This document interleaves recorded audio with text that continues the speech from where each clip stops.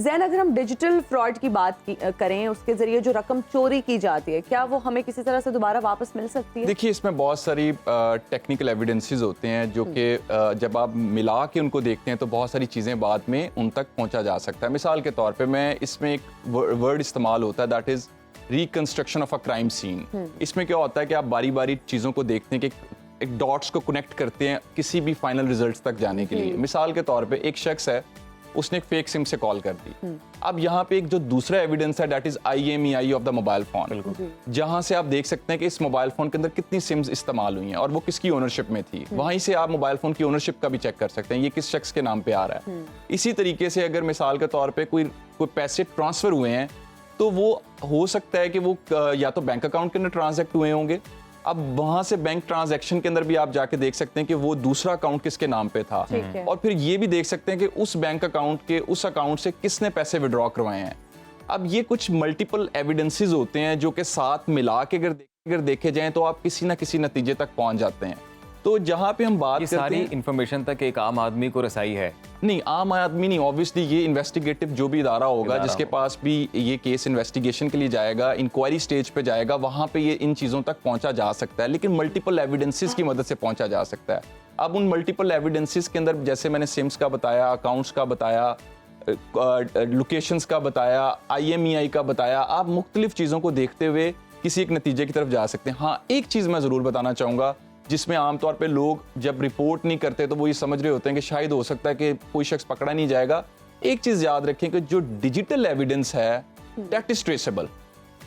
Digital evidence में कहीं ना कहीं जो साइबर क्रिमिनल है उसके ट्रेसेस जो होते हैं वो छोड़ के जा रहा होता है, चाहे वो IPs की सूरत में छोड़ के जा रहा हो, अगर उसने कोई अकाउंट इस्तेमाल किया, इंटरनेट टेक्नोलॉजी इस्तेमाल किया, चाहे वो सिम्स की सूरत में हो, कुछ ना कुछ ऐसा ज़रूर होता है जहाँ से कोई ना कोई एविडेंस जो है वो गैदर हो जाता है, जहां से हेल्प आउट होती है in the tracing of the real criminal. अच्छा ज़ैन, और जो दूसरा आजकल हम देख रहे हैं डिजिटल मीडिया पे ही जो लोग कर्जे दे रहे हैं जी, और फिर वो भी एक बड़ा ही विशेष सर्कल है जिसमें ट्रैप करके लोगों को इसमें सबसे बड़ी अहम बात यह है कि आमतौर पे जैसे इस पे ऑलरेडी एक दफ़ा पहले भी डिस्कशन हुई, तो हमने इस पे यही डिस्कस किया था कि आम तौर पे लोगों को ये चीज़ जाननी चाहिए कि जब ये ऐप को डाउनलोड कर रहे हैं तो उसकी टर्म्स एंड कंडीशंस क्या हैं। क्या वो एक्सेस मांग रही है आपकी गैलरी तक, क्या वो एक्सेस मांग रही है आपके कॉन्टैक्ट लिस्ट तक, और उसके बाद आपको जब इस बारे में पता ही नहीं है कि आपने कितने पैसे लेने हैं ये या कितने वापस करने हैं, किस रेट पे वापस करने हैं, तो वहाँ पे आपको खुद जो है वो मैं समझता हूँ कि आपको समझदारी के साथ चलना चाहिए। और अगर कोई ऐप ऐसी है जो कि आपकी एप्लीकेशन डायरेक्टली एक्सेस मांग रही है आपकी कॉन्टैक्ट लिस्ट के साथ, और फिर उसके बाद आपको ब्लैकमेल किया जा रहा है और आप ब्लैकमेल होते जा रहे हैं और आप पैसे ट्रांसफर करते जा रहे हैं उनकी मर्जी के मुताबिक, अब यहाँ पे मैं समझता हूँ लोगों के साथ गलती होती है। जब आपको एक दफ़ा पता चल जाती है किसी की इंटेंशन जो है वो आपको ब्लैकमेल करना है, हरास करना है, फौरी तौर पे उसको रिपोर्ट करें। इससे क्या होता है, जो बाकी लोग होते हैं वो बच सकते हैं। आजकल तो एक और ट्रेंड है ना, एप्स, इस तरह की एप्स आ रही हैं कि वो अगर आप इंस्टॉल करके यूज़ कर रहे हैं तो उन ऐप्स के थ्रू उसमें एक अमाउंट है जो बनती जा रही है, जो पैसे आपके बनते जा रहे हैं वो बाद में आप अपने बैंक अकाउंट में या किसी और चीज़ में ट्रांसफ़र कर सकते हैं। अच्छा?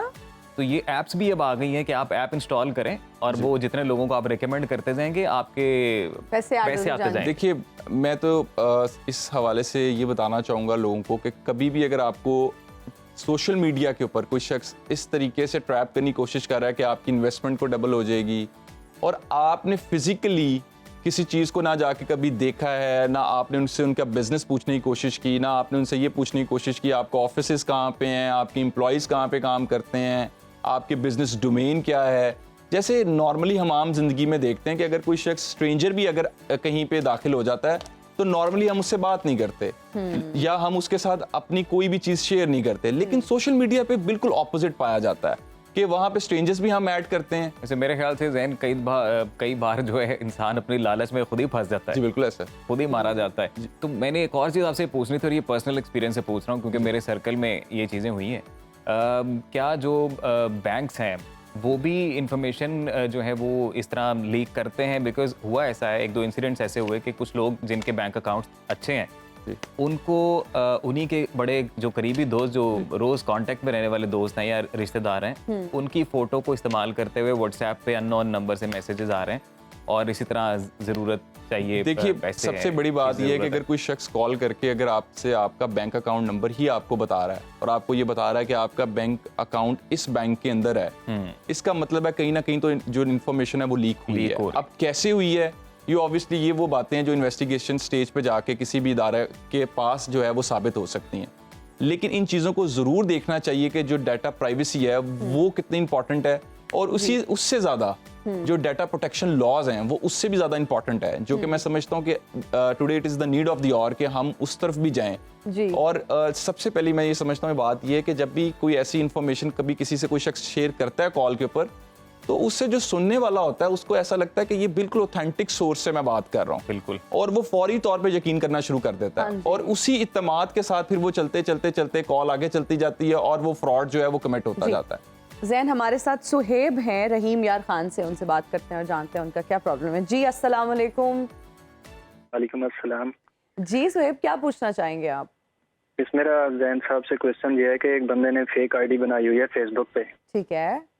और वो अपनी आईडी से ना हमारी कुछ घर की तस्वीरें वो शेयर करता रहता है, तो हमें बता दें कि हमें किस तरह से इस काम से निजात पाए। मतलब अच्छा ठीक है, ठीक है। देखिए दो तरह के इसमें सेक्शंस के हवाले से बात होगी। एक तो ये है कि एक फेक अकाउंट बना, that is section 16 unauthorized use of identity information, जो कि क्राइम है।